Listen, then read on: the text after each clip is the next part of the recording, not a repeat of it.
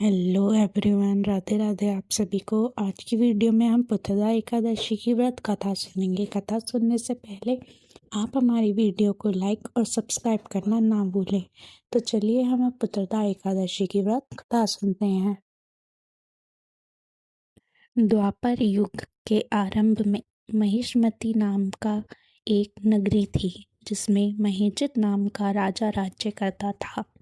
लेकिन पुत्रहीन होने के कारण राजा को राज्य सुखदायक नहीं लगता था।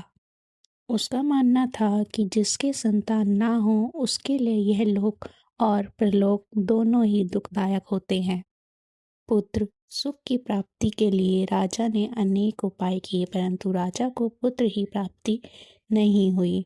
वृद्धावस्था आती देखकर राजा ने प्रजा के प्रतिनिधियों को बुलाया और कहा, हे प्रजाजनों, मेरे खजाने में अन्याय से उपार्जन किया हुआ धन नहीं है, ना मैंने कभी देवताओं तथा ब्राह्मणों का धन छीना है। किसी दूसरे की धरोहर भी मैंने नहीं ली। प्रजा को पुत्र के समान पालता रहा। मैं अपराधियों को पुत्र तथा बाधाओं की तरह दंड देता रहा। कभी किसी ने घृणा नहीं की, सबको समान माना है। सज्जनों की सदा पूजा करता हूँ। इस प्रकार धर्मयुक्त राज्य करते हुए भी मेरे पुत्र नहीं हैं। मैं अत्यंत दुख पा रहा हूँ। इसका क्या कारण है?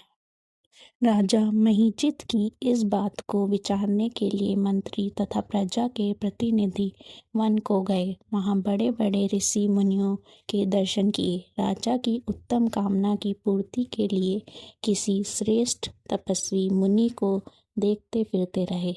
एक आश्रम में उन्होंने अत्यंत वयोवृद्ध, धर्म के ज्ञाता, बड़े तपस्वी, परमात्मा में मन लगाए हुए, निराहार, जितेंद्रिय, जितात्मा, जित क्रोध, सनातन धर्म के गुण तत्वों को जानने वाले, समस्त शास्त्रों के ज्ञाता महात्मा लोमस मुनि को देखा, जिनका कल्प के व्यतीत होने एक रोम गिरता था। सबने जाकर ऋषि को प्रणाम किया। उन लोगों को देखकर मुनि ने पूछा कि आप लोग किस कारण से आए हैं? निसंदेह मैं आप लोगों का हित करूंगा। मेरा जन्म केवल दूसरों के उपकार के लिए हुआ है, इसमें संदेह मत करो। लोमस ऋषि के ऐसे वचन सुनकर सब लोग बोले, हे महेश, आप हमारी बात जानते में ब्रह्मा से भी अधिक समर्थ हैं, अतः आप हमारे इस संदेह को दूर कीजिए। महिष्मतीपुरी का धर्मात्मा राजा महीजित प्रजा का पुत्र के समान पालन करता है, फिर भी वह पुत्रहीन होने के कारण दुखी है। उन लोगों ने आगे कहा कि हम लोग उसकी प्रजा हैं, अतः उसके दुख से हम भी दुखी हैं। आपके दर्शन से हमें पूर्ण विश्वास है कि हमारा यह संकट अवश्य दूर हो जाएगा, क्योंकि महान पुरुषों के दर्शन मात्र से अनेक कष्ट दूर हो जाते हैं। अब आप कृपा करके राजा के पुत्र होने का उपाय बतलाएं। यह सुनकर ऋषि ने थोड़ी देर के लिए नेत्र बंद किए और राजा के पूर्व जन्म का वृतांत जानकर कहने लगे कि यह राजा पूर्व जन्म से एक निर्धन वैश्य था। निर्धन होने के कारण इसने कई बुरे काम किए हैं।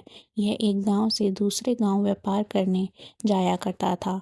यह एक श्रेष्ठ मास के शुक्ल पक्ष की द्वादशी के दिन मध्य के समय जबकि वह 2 दिन से भूखा प्यासा था, एक जलाशय पर जल पीने गया।